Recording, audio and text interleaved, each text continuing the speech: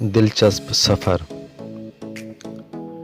School में जब भी गर्मी की छुट्टियां मिलती हैं तो हम कहीं न कहीं घूमने और सैर व तफरीह के लिए जाते हैं।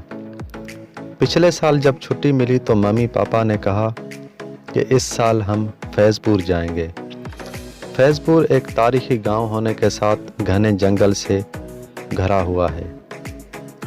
मेरी तो बाछें खुल गईं। मैंने ज़ोर शोर से सफ़र पर जाने के लिए अपनी तैयारी शुरू कर दी। मम्मी और पापा, मेरे छोटे भाई और दोनों बहनों की तैयारियां चल रही थीं। हमने अपना अपना सामान अपनी बैग में रखा। खाने पीने की चीज़ें, बिस्किट, टॉफ़ियाँ, चॉकलेट और चूड़े वगैरह भी ले लिए, क्योंकि हमें अगले दिन सुबह सवेरे उठकर सफ़र पर जाना था। इसलिए आज हम रात का खाना खाने के बाद जल्दी से सो गए, लेकिन मेरी आंखों से तो नींद उड़ी हुई थी। मेरा जी चाहता था कि अगर जल्दी से सुबह हो जाए और मैं उड़कर फैज़पुर पहुंच जाऊं। अगले दिन जब सुबह जल्दी उठे और नहा धोकर तैयार होने लगे, मम्मी पापा, दादी, मेरे दोनों बहनें और छोटा भाई, हम सब रिक्शा के ज़रिए बस स्टैंड पहुंचे और वहां से फैज़पुर जाने वाली बस पकड़ी। इस सफ़र के दौरान हम काफ़ी खुश थे। हमने कई किस्म के जानवर देखे, पेड़ पौधों को देखा, पहाड़, नदी, झरनी, तालाब और आबशार भी देखे। साथ में हमसे बच्चे बस में खूब एंजॉय भी कर रहे थे। हम घने जंगल के किनारे सड़क से गुजरे थे कि तभी अचानक हमारी बस खराब हो गई। मुसाफिरों का तो डर के मारे बुरा हाल हो गया, लेकिन हमें तो मुसलसल मज़ा आ रहा था।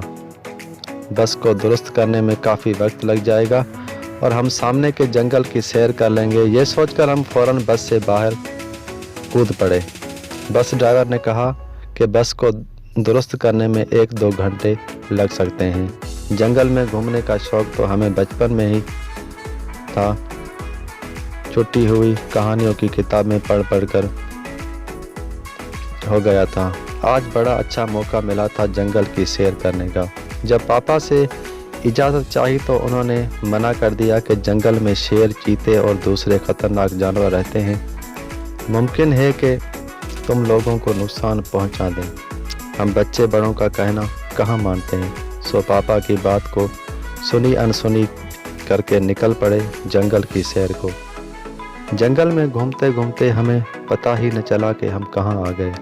हमें बहुत डरने लगने लगा और एक बच्चा हमको डराने के लिए शेर की आवाज़ें निकालने लगा। जब हम और ज़्यादा डरने लगे तो हमें देखकर ज़ोर ज़ोर से हंसने लगा। हम समझ गए कि वो हमें डरा रहा है। तभी अचानक में से एक शेर को देखा जो वहाँ से काफ़ी फासले पर खड़ा हमारी ही तरफ देख रहा था। मैंने जैसे ही सबको शेर के बारे में बताया तो सब बच्चे डर के मारे बुरी तरह इधर उधर भागे लगे। वहाँ रोड पर मम्मी पापा हमें तलाश कर रहे थे और हम भी जंगल से किस तरह बाहर निकलने का रास्ता ढूंढ रहे थे। जैसे तैसे करके हमें रास्ता समझ में आया। दूर से ही हमें मम्मी और पापा घबराई हुई हालत में मिले। हम उनको लपट कर रोने लगे। हमें इस बात का पूरा एहसास हो गया कि बड़ों का कहना न मानने से मुसीबत खड़ी हो जाती है। वो तो आज हम खुदा के फजल व करम से बच गए, वरना शेर हमको देख लेता तो हम अपनी मम्मी पापा से भी न मिल पाते और न ही फैज़पुर की सैर कर पाते।